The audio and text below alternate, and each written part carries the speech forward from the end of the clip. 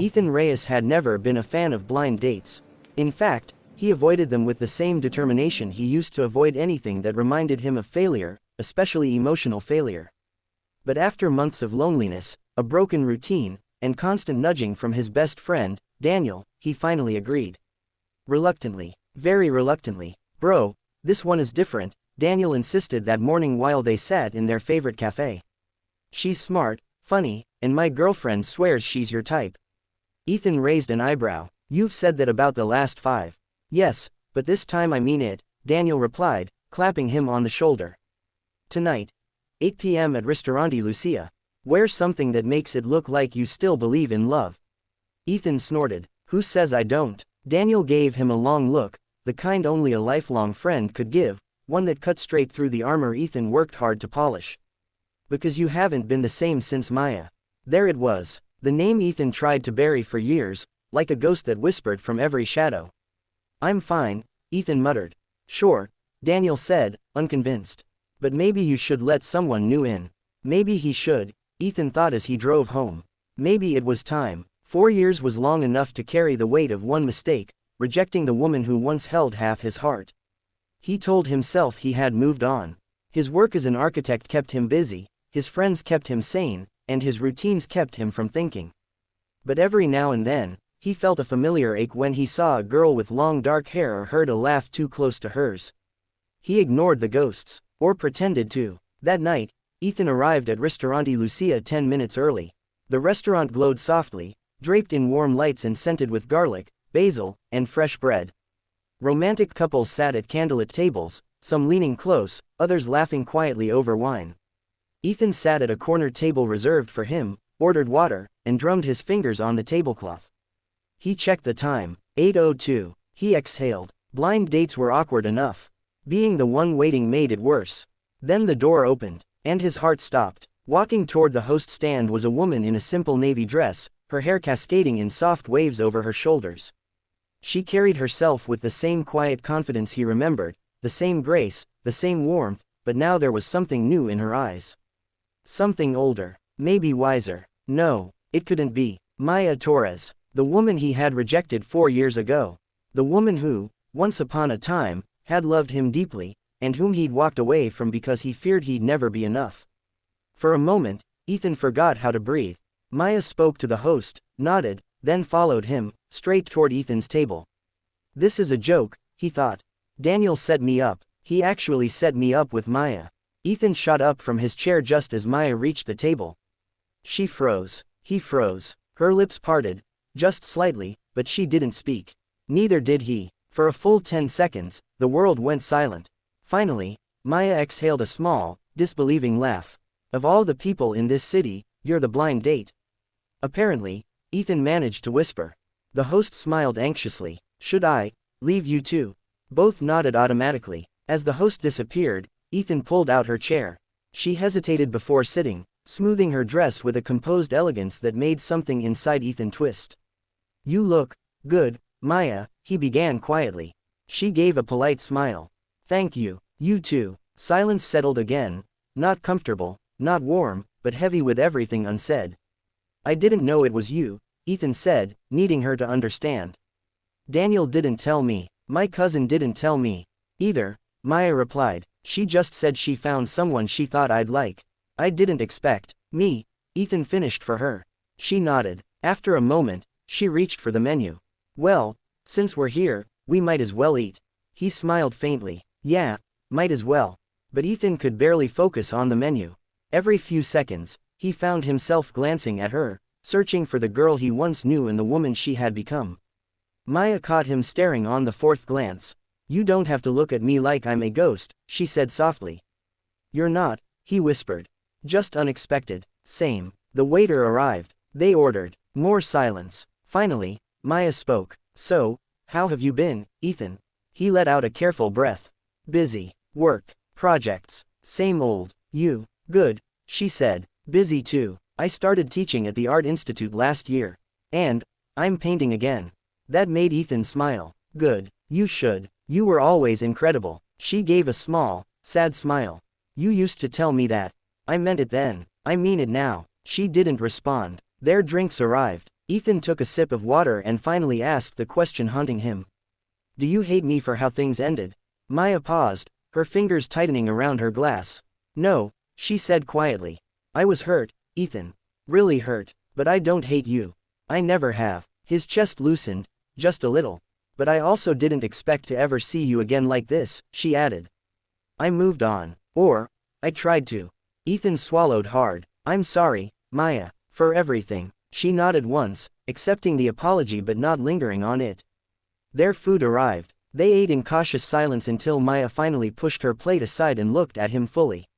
Why did you reject me, Ethan? Back then, you never really gave me a real answer. You said you weren't ready, but that didn't explain anything. He had expected the question, feared it, but now, sitting across from her again after years, he felt something he didn't back then, clarity. I was scared, he said honestly. You were everything I wanted. But I didn't feel good enough for you. I thought I wouldn't be able to give you the future you deserved. And instead of trying, I ran.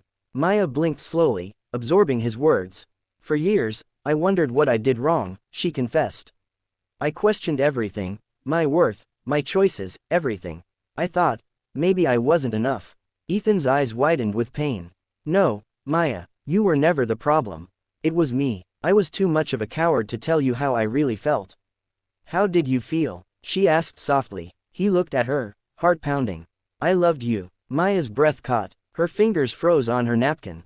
Her eyes softened, pain, surprise, and something tender flickering in them all at once. You loved me, she repeated, voice barely above a whisper. Yes, Ethan said. I didn't tell you because I was terrified. I thought loving you meant I had to be perfect. And I wasn't. Maya closed her eyes briefly. When she opened them, they were glossy with emotion. You should have told me, she whispered. I loved you too. The words hit him like a punch. Even now, after everything, her love had weight. A shadow of sadness crossed her features. But that was 4 years ago. People change. He nodded slowly. They do. Dinner continued, this time lighter, though still fragile. They asked about each other's families, careers, old memories. Ethan laughed more than he expected. Maya smiled more than she planned. Eventually, dessert arrived, a shared tiramisu the waiter insisted on, complimentary for such a charming couple. Maya blushed. Ethan grinned. We're not a couple, Maya clarified quickly. Not yet, the waiter winked before walking away. Maya shook her head. Ethan chuckled under his breath. As they ate the dessert, Ethan finally asked, are you seeing someone? Maya hesitated. I was. A few months ago, but it didn't work out. He nodded. Why not? She studied him, as if deciding whether to tell the truth. He reminded me too much of what I used to want, she said softly. And I wasn't sure I wanted that anymore. Ethan swallowed the bitter sweetness in her words. And you, anyone special? She asked. No, Ethan said. No one. I haven't really looked. Why? He met her eyes. Because I never felt for anyone what I felt for you. Maya's breath hitched. She looked away, staring at the candle between them. That's a dangerous thing to say, Ethan, she whispered. It's the truth. Her eyes softened again, conflicted, vulnerable, curious. After dessert, they stepped outside. The night was cool, the street lined with glowing lamps and distant city noise. Maya wrapped her arms around herself. Cold? Ethan asked. A little, she admitted. Here, he said, shrugging off his jacket and draping it over her shoulders. She hesitated but didn't refuse. Thanks. They walked slowly toward the curb. This was unexpected, Maya said with a small laugh. Yeah, Ethan agreed. But not unbearable, she added. He smiled. That's the nicest thing you've ever said to me. Maya rolled her eyes but smiled softly. A rideshare pulled up for her. Well, she said, this is me. Ethan nodded, heart dropping slightly. Maya, she paused. Can I see you again? He asked, voice gentle but firm. Not as a blind date. Not as two people thrown together by accident. But as two people who maybe deserve another chance. Maya looked at him for a long moment, searching his face for sincerity, for the growth, regret, and hope he carried now. Ethan, she said softly, 4 years ago, I would have said yes without thinking. He held his breath. But now, I need to be sure you're not going to run again. I won't, he said immediately.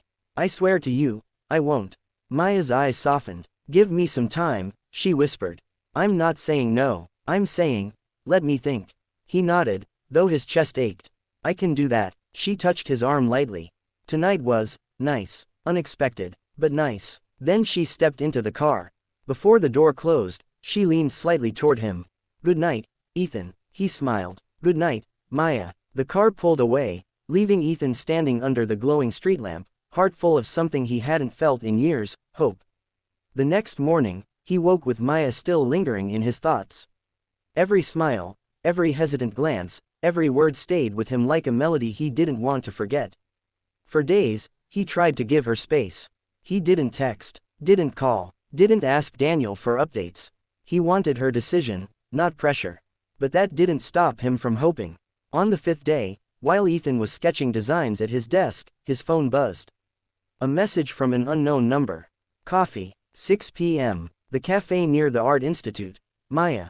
Ethan's heart jumped. He typed back immediately, I'll be there. That evening, he arrived early again. The cafe was warm, with dim lights and soft music. He sat at a table by the window, hands clasped together, nervous and hopeful. At 6:04, Maya walked in. This time, she smiled first. Hey, she said softly. Hey, she sat across from him, their eyes holding just a second longer than necessary. I've been thinking, she began. About us, yes, she said, and everything that happened. He braced himself. You hurt me, Maya said simply, not accusing, just honest. But you also made mistakes because you were afraid. And, you're not that same person anymore. He nodded slowly. I'm not. I've changed, Maya. I had, too. I can see that. She paused. But I don't want to rush anything. Neither do I, he said. I want to know you again, she said. The you now, not the you from 4 years ago. A soft, hopeful smile spread across Ethan's lips. Then let me show you. Maya took a slow breath. Okay, she whispered. Ethan leaned forward. Okay, she nodded, smiling slightly. Okay. The weight on Ethan's chest finally lifted. Not completely, but enough for him to breathe deeply for the first time in years. They ordered coffee. They talked. They laughed. This time, no tension. No ghosts. Just two people rediscovering something that never truly disappeared. When they walked outside after an hour that felt like minutes, Maya stopped under the streetlight and turned toward him. This isn't a second chance at the old relationship, she said firmly. This is a new one. If it happens. I know, Ethan said. And I want that. A new start. She smiled. Good. He hesitated before asking, can I walk you home? Maya thought for a second, then nodded. Yeah, you can. As they walked side by side down the quiet street, the city lights reflecting in her eyes, Ethan felt something warm and unfamiliar rise inside him, not the old fear, not the old longing, but a quiet certainty. Maybe fate had given them a second chance. Maybe this time, he wouldn't run. And maybe, just maybe, she wouldn't walk away.